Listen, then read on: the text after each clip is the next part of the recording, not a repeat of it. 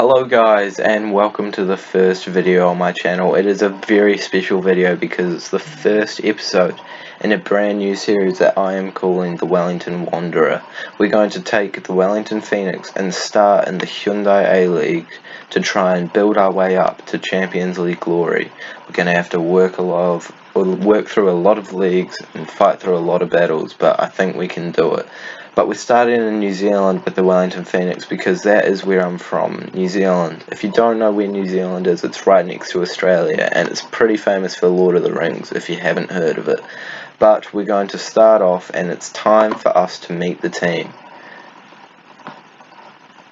So I'm not sure what kind of tactics I'm going to go for this team, but I'm going to start off with the Gegenpress because, as we all know, it is probably the most overpowered formation in all of Football Manager this year. So we're going to click that just to start with. And what I like to do when I'm in a new side is pick without restrictions and get the best 11 on the side.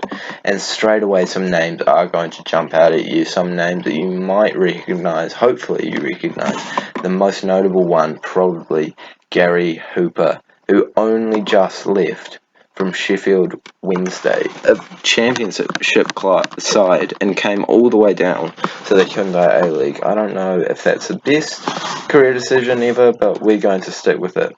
So, behind him we have Davila. If you don't know him, which I'm sure most of you don't, they're not very good players at this point. He did play in the Mexican League for quite some time, and I think he's going to look like a pretty tidy central attacking midfielder for us. And then we've got Piscopo out on the left, Storino out on the right, Rufus, Steinman. Steinman's a pretty good one as well.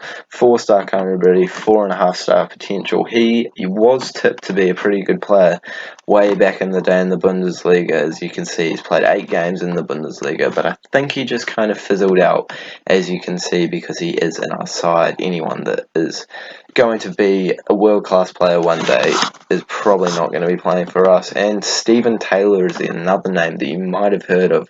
He used to play for Newcastle in the Premier League way back in the day now, and since then he's come to the A-League, played for the Phoenix for 1 season, and hopefully he has a great season just like he did last year in real life. And probably our most exciting young player is Liberato Kakache, a New Zealander who has 3-star current ability and 4-star/5-star potential. Hopefully we can get the best out of this man. And on the subs we've got Hudson Wahongi, Macau, who looks like a pretty good young player. I think he's got pretty good potential as well, and we'll probably be implementing him into our side a lot as well.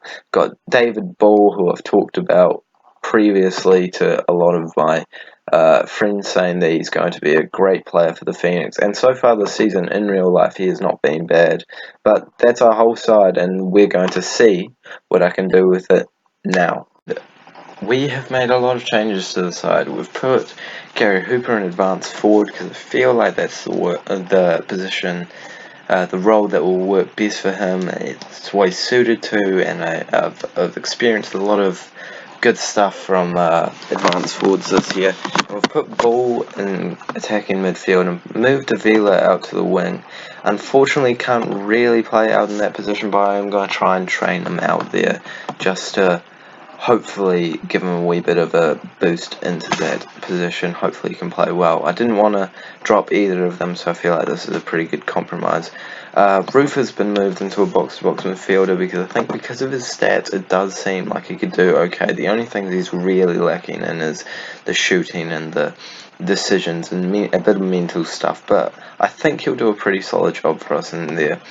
And then the big one that I wasn't expecting to put into the lineup was Hudson Wahongi. Apparently, he's a good player, and I've looked at his stats in comparison to De Veers, and I think he's about just as good, and he's a bit younger. He's got a bit of potential. I reckon why not? He also plays a ball-playing defender, which I think is a lot better than a central defender in this game. So I reckon the areas of the team that we're going to try and strengthen are going to be the central midfield areas, maybe bringing in another goalkeeper, just a third choice, and I think we might try and bring in a young striker as well. But if we go into our youth setup, haven't actually checked it out. And I think we might have that young midfielder that we're looking for right here in Sam Sutton. So I'm going to go ahead and promote him straight away.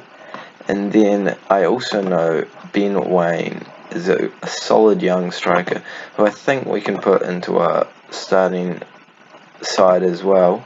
Apart from that, I'm pretty sure I think we're okay apart from that right now. We might promote McGinn or Scott later in the year, but right now I think that's a solid basis. I reckon what we're going to look for is a new centre mid, maybe a right winger that's actually good, actually knows how to play the position. But honestly, just whatever comes up in the market, if they're good players, I think I'll try and snap them up, of course, except for striker. A new starting striker is not necessary right now. I think Gary Hooper is going to absolutely bang in the goals for us. He's definitely hotly tipped to be the signing of the season for me, but we'll have to see how it goes. I'll keep you guys updated on the transfer news and let you know what is happening. Now, onto the club vision side of things. We've got some really difficult tasks this season, and obviously I am being sarcastic. All we have to do is be competitive in the league, and I've never seen that in my life, but I think that just means we need to try our hardest, which, to be honest, should have gone without saying. So I don't think sacking will really be on the cards unless we do tremendously bad this year. They want us to develop players using the club's youth system as well. It's a two-bar preferred sort of thing. I don't know how easy they'll be with all of our youth prospects, none of them being above the 3/4 star area. Oh, we've got one goalkeeper called Poulsen in the 4-star area. I think he's probably going to be that third goalkeeper that I was talking about, and I don't think we really need to look into that too much.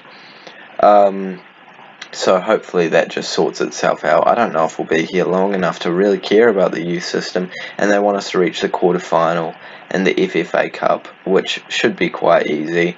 There's only the Australian national team, like the sort of non-league-esque teams in that competition, along with the 10 other A-League teams. So as long as we can beat 2 A-League teams and all of the non-league sort of teams in Australia, we'll be able to get into that quarterfinal pretty comfortably. Looking at the club finances, we don't have a lot to spend, not a lot to chat about.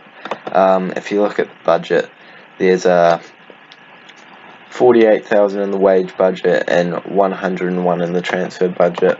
It's nothing like what it would be like if I was trying to go for the Arsenal job, but it's what we've got and we'll work with it. Actually, Jednak just does look like a pretty good player, although that wage is very high.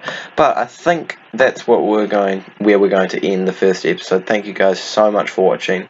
I hope you click subscribe and stay tuned on this space for the next episode, where hopefully we'll have a few signings in the side. Until next time, thanks heaps for watching. I'll see you later.